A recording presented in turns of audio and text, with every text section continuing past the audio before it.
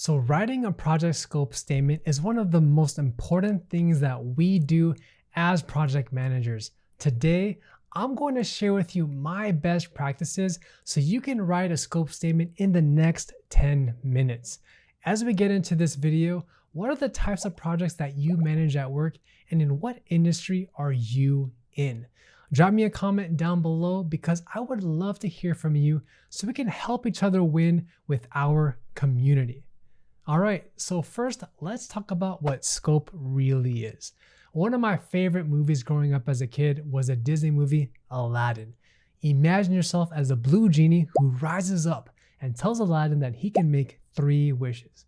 Just by rubbing a magic lamp, he can get anything he wants, but only inside the scope of those 3 wishes. Outside of those 3 wishes, he cannot get anything. So he must choose wisely what is inside scope of his 3 wishes.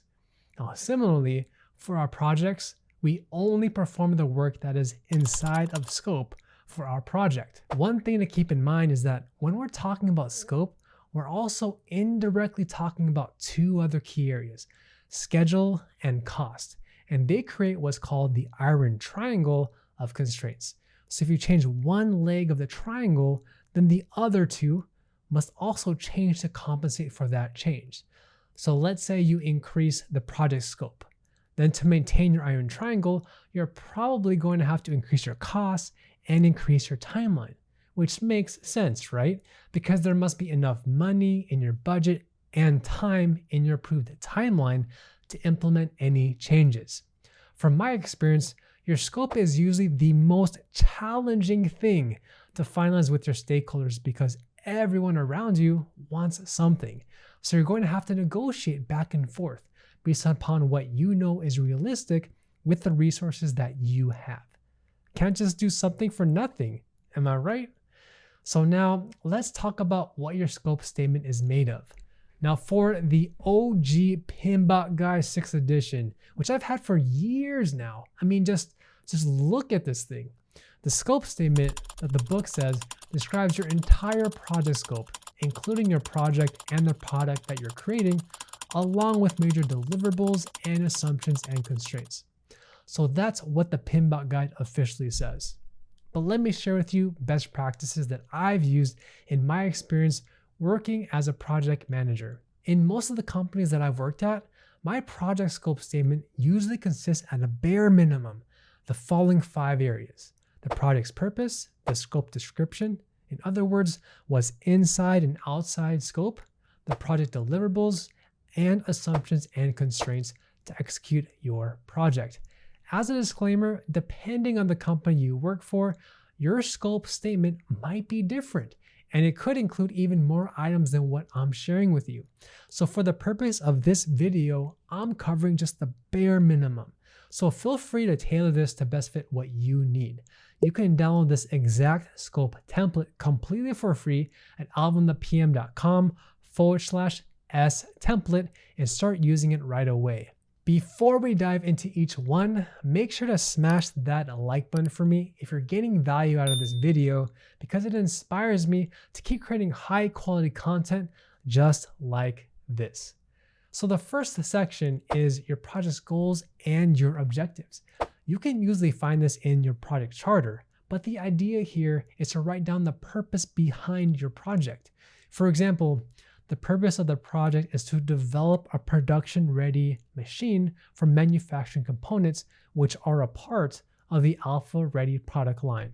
Seems straightforward enough, right? Now the next section is your scope description. And this is the most important part of your scope statement. This is where you put the oomph into it, like the nice juicy steak that's part of your fancy meal. You don't want to miss it, and it's literally the best part. Ask yourself this question: what is all the work that needs to get done so you can say your project is a success? Think about that for 1 second, because it's an important question to ask. In my document, I divide this into 2 columns: in scope and out of scope. Here's what I do. I like to discuss this with my entire team so that we gain everyone's buy-in and align on expectations. This is probably the most trickiest part to do because you have to sit down with everyone and brainstorm this entire list while being realistic of what you can accomplish with the resources and the constraints that you have.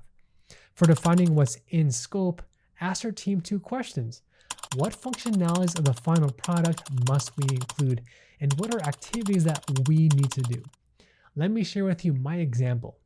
Inside scope for my project is the following.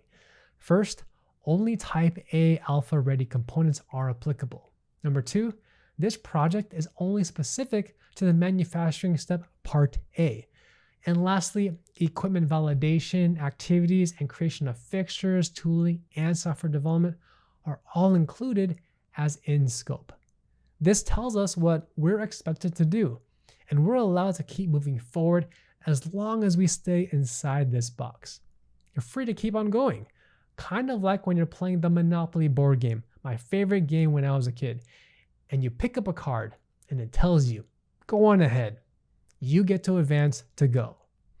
So be very specific to what you write here, because time and time again, I have had to pull up this document whenever our team gets confused about what work we're trying to complete and if it's a part of our project. Now for out of scope, this is where you write a list of what doesn't your project include. For example, perhaps certain software updates or specific features may not be included as part of this project. Let me share with you my personal example. For my project with out of scope, here's what I have. First, design changes to the current alpha-ready product line. Second, changes to steps in the manufacturing process. Third, changes to any regulatory submission. And lastly, any process development activities are all outside of scope. Pro tip from me, if you don't define what's out of scope, your stakeholders may take advantage of you and want something for nothing. So we need to minimize scope creep and learn to say no if it's something that we didn't agree upon initially. Like when Gandalf says it in Lord of the Rings, "You shall not pass." Otherwise, you're signing your team up to do a whole lot more work when you may not even have the resources, the staffing, and the budget. So use your scope statement wisely and learn to say no when it's appropriate. All right, now the third section to include is your deliverables. In other words, what are all the deliverables that need to be created as a byproduct of your project? For example, your deliverables could be the different prototypes, the final physical product, and different product development documents. To make it easier for you, think of a deliverable as what are the outputs of what's created from working on your project. To make this even more relatable, let's go back to my example. For my deliverables, we have production-ready machine that can be used for manufacturing, an equipment instruction manual, validation documents, and engineering drawings. So the next section in your scope statement is a list of all your assumptions. An assumption is anything that you expect to be true for your project to be smoothly. I'll make this super personal for you. Every year for me, I love celebrating Thanksgiving with my family. It's actually one of my favorite holidays, and one of the biggest assumptions that we always seem to make is that someone will always bring dessert. I mean, you gotta save room for dessert, right? So that could be pumpkin pie, cheesecake, sweet potato casserole, or chocolate pecan pie, my favorite. And luckily for our family, someone always brings really good dessert, and this assumption has proven to be true 100% all the time, luckily. Now going back to our project scope statement, let me share with you an example of what I have for one of my projects. There are a few assumptions that we made. First, we assumed that we would have fully dedicated engineering resources available to support our project.